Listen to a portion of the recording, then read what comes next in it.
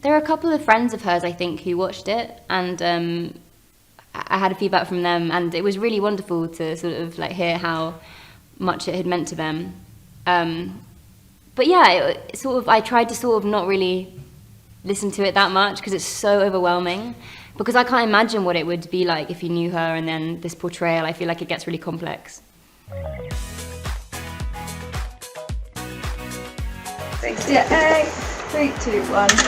I was actually in a tech rehearsal for the play that I'm doing at the moment, and yeah, and we didn't have phones in rehearsal, so I actually had no idea until I came out of that rehearsal like a few hours later, and the director and the writer were like, "Oh my God, well done, we just found out." And I was like, "About what?" They were like, "Your Emmy nomination." It was mad. But I'm kind of thankful that I was really distracted, because I honestly didn't really think about it until it happened, which was, yeah, crazy. Since I've joined this family, it's not been easy. And I think that people out there can sense that I've suffered. And it was strange because, I mean, it came out during the pandemic. And so in a way, obviously so much has changed, but also I feel like it's been nicely sort of like cushioned by the pandemic, in that it's felt more manageable because I've been doing press and everything that would have been quite overwhelming from inside my flat with my amazing flatmates who've known me for years and who I lived with for a long time.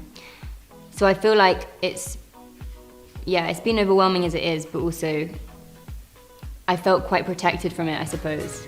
I'm sorry, we haven't met. We have. I was in costume at the time. The mad treat. Diana.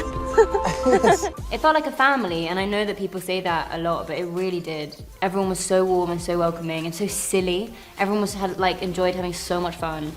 And being with Josh as well was so lovely, because he's so nice and so grounded. And so from like the start, that was just, yeah, that was fantastic. It's kind of you to come. Why would you say that? Well, I think even my sternest critics will concede that my first solo trip has not been a disaster. So I can only imagine, hope, that you've come here to apologise and congratulate me. We just had the best time together, and he is and definitely was on set just like the bestest friend I could have wished for. Like off set, just constantly had my back, and we have a very similar sense of humour and that kind of thing. And then on set, sort of the most generous actor to act alongside, an actor who really listens, a fantastic scene partner. And also it's been really great to navigate the whole press situation with him, sort of, which I've never done before, and I think he hasn't done to this level before. And also I think our lives have changed in quite similar ways, but we have similar philosophies on that kind of thing, which is really, really helpful. I feel very, very grateful to have had him by my side and to have him by my side now. Lady Diana Spencer, Your Majesty. I was speaking. Royal Highness, I didn't see you there. Evidently not. I was the one telling the story.